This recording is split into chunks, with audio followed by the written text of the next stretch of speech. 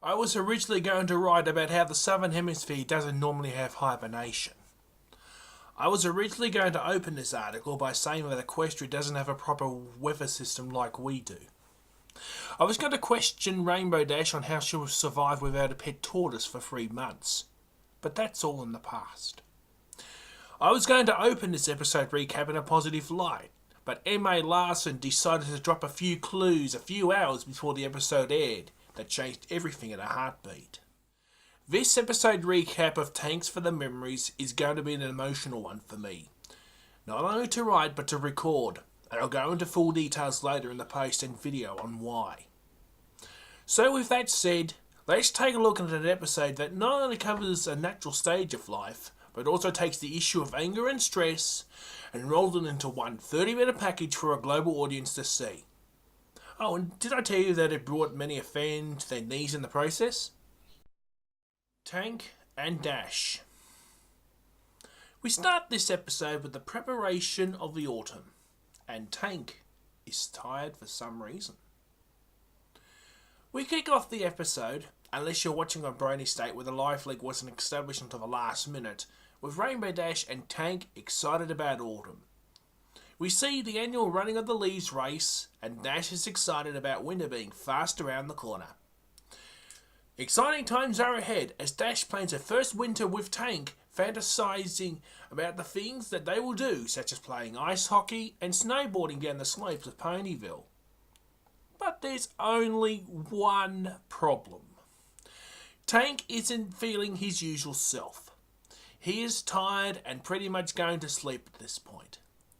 So what could be causing all of this? Is Tank feeling tired and fatigued? Or could it be something a lot more serious?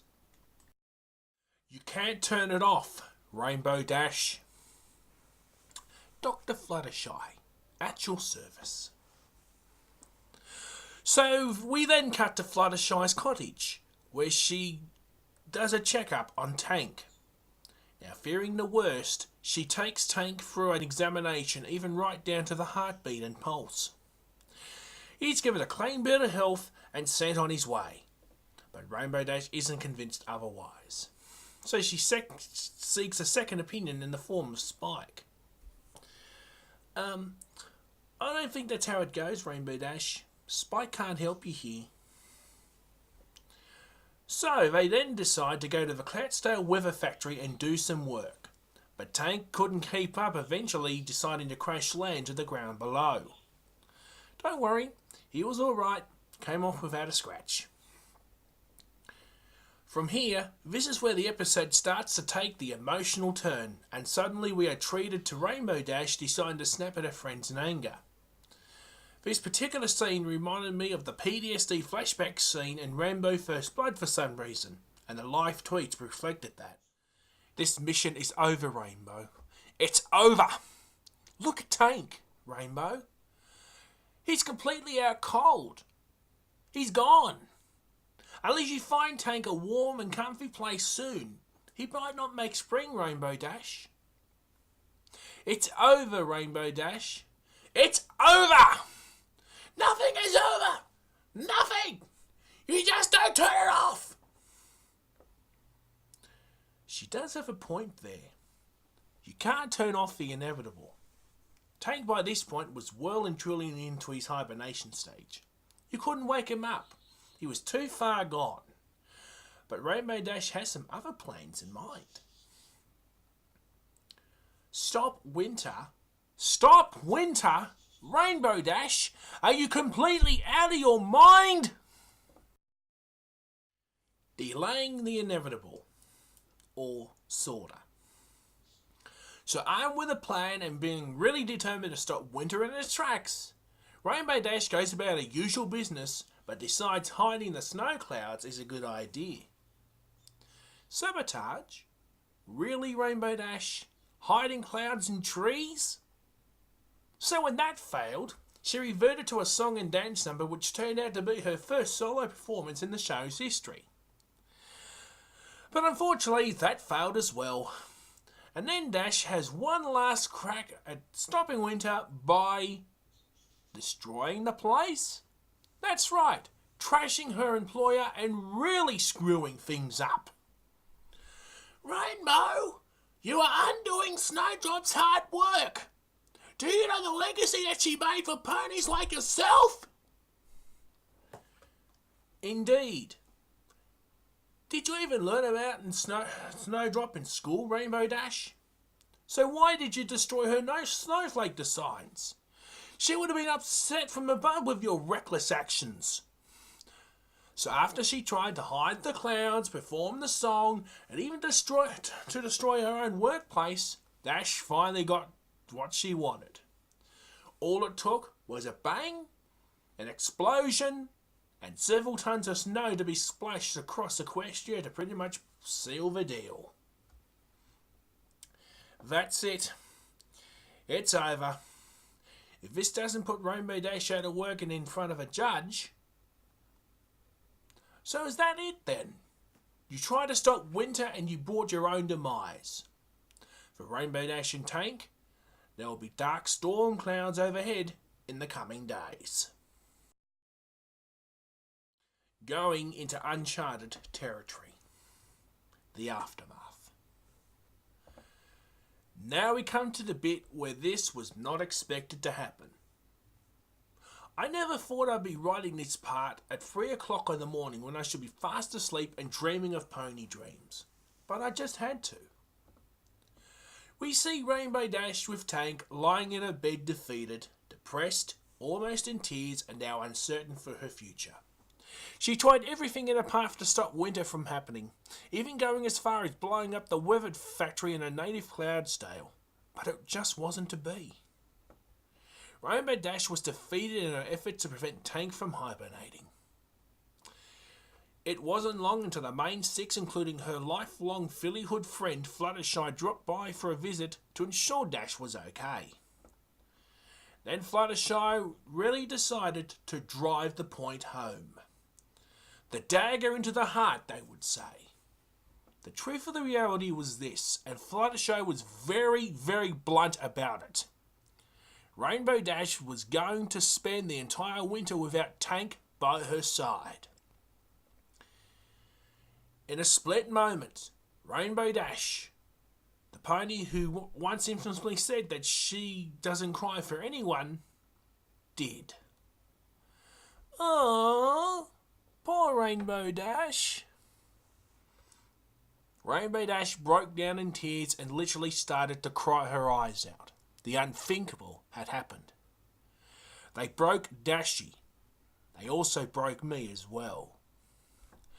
I didn't know this at the time when the episode aired, but after it was all finished and I shut down the computers and I turned the lights out and I went to bed, I too started to cry. I couldn't sleep for the life of me. Even holding a Fluttershy plushie couldn't make the tears stop. It wasn't for Tank in the hibernation, but I just had the sudden realisation of what they actually did. The show staff did the impossible. That's right, they went there. They covered the issues of death, grievance and acceptance without us even knowing about it.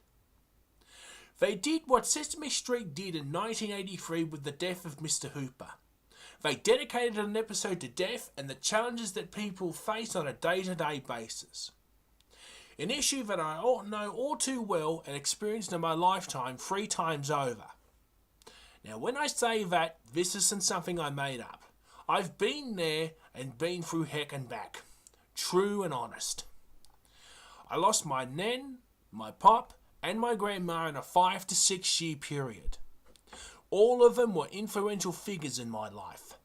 But my nan was the spark that kept me going when I was certain to give up on life altogether during a rough patch in my life.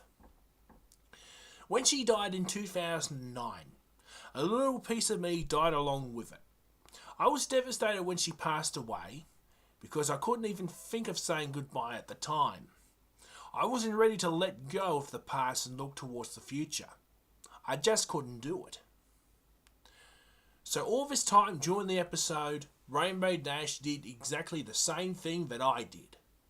She wasn't ready for Tank to go into hibernation and did everything in her power to stop winter from happening. Just like when I went off the rails a few months after my nan passed, and I almost lost everything, including my job, my friends, and my life in general. The death of someone, especially a close family member or relative, it's very difficult to comprehend or understand. I didn't know that at the time, but after seeing Rainbow Dash in the same situation as myself, it broke my heart. It made me cry. It brought back memories of the past. I could easily relate to what she was going through. Not many cartoons or animated series go in that direction these days, and it was only a matter of time before the My Little Pony brand did what Don Bluth, Disney, and several countless others have done before them, and that is tackle this issue head on, without sugarcoating or the sweetened truth. Heartbreaking stuff, this. Really heartbreaking. Indeed, this was heartbreaking, but it was done for a reason. Because if no pony would do it, who would? Closure. We then go, after a lengthy grieving session, come to the moment where it all provided a sense of closure for me. The main six and Tank are ready to say goodbye. Tank is ready to hibernate for the long and cold winter. After some dialogue and a few parting words, Rainbow Dash lets Tank into the wilderness. Then he digs his hole and covers the earth. And that was it. It was over. Not just for Rainbow Dash, but for me as well. When Tank dug that hole, I took that chance to properly say goodbye to the three people who are the inspiration in my life. After 6 long and painful years, I'm ready to move on and start a fresh chapter in life, and can easily guess Rainbow Dash will be doing the same. In conclusion, that episode really hit home. It covered the unmentionable subject and did it with style. I'm teary-eyed here. There are only a few words to describe what I felt about the episode, and they are short but sweet. This episode for me started out with me thinking that Tank will do his hibernation thing and that will be the end of it. But for it to do a complete 360-degree U-turn and tackle the issue of death and grievance head on is something I wasn't expecting to have happen. For me, this episode was emotional, touching, heartbreaking, and heartwarming. That's it. Only words like these can describe the pain that I've been through in losing someone close.